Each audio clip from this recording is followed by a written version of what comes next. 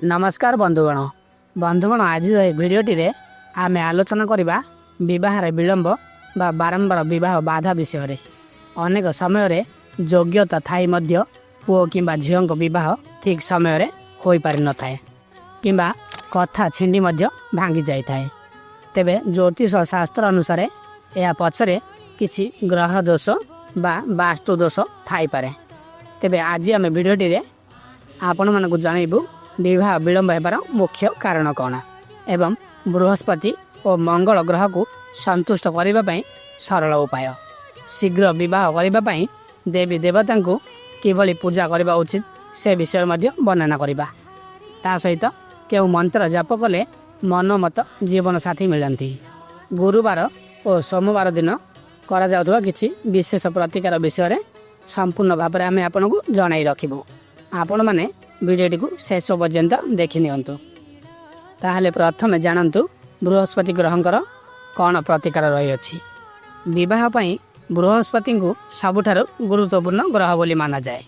एथि मध्यरे हलदिया रंगर व्यवहार।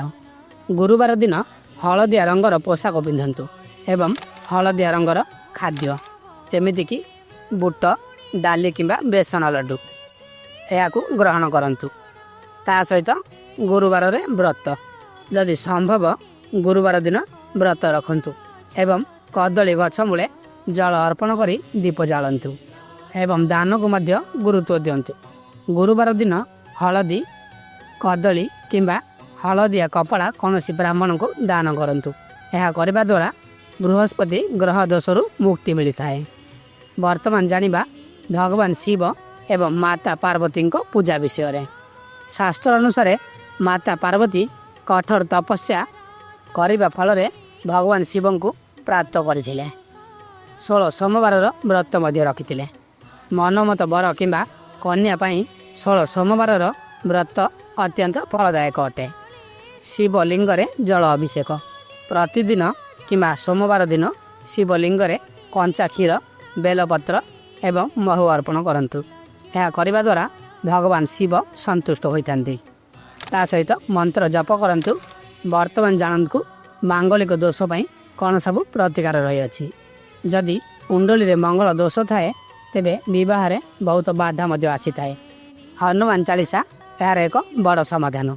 प्रति मंगलवार दिन हनुमान चालीसा पाठ करंतु एवं हनुमान को सिंदूर अर्पण करंतु। ता सहित मंगल चंडी स्रोत यह पाठ करने द्वारा विवाह बाधा मध्य दूर हो जाए। वर्तमान जानिबा अन्यान्य सरल उपाय विषय। स्नान समय हलदीर कौन व्यवहार रही अछि ता मध्य जानतु। स्नान करुवा पानी रे चिमुटे हलदी मिसाई स्नान करंतु एवं गाय को रुटी खुआंतु। प्रति गुरुवार दिन गाय को हलदी लगा जाइथिबा रुटी एवं गुड़ खुआंते। जदि कहार वास्तु दोष अछि ताले सोइबा घरर दिग प्रति ध्यान दियंतु। विवाह योग्य पुओ बा झियो वायु कोण उत्तर पश्चिम दिगरे सोइबा शुभ माना जाए थाए। तेबे आपण मानक पई किछि विशेष सूचना मध्य रही अछि। शास्त्रीय उपाय सहित निजर चेष्टा मध्य जारी रखंतु। कौनसी जणे अभिज्ञ ज्योतिष को निजर कुंडली देखाई दोष विषय सठिक जानिबा अधिक भल हेबो। जदि आपण किंबा आपणकर परिवार रे केही समस्या दे गति करछंती ताले एही सब नियमावली अवलंबन करंतु। या द्वारा आपणकर विवाह रे कोनोसी बाधा विघ्न आसीबो नाही।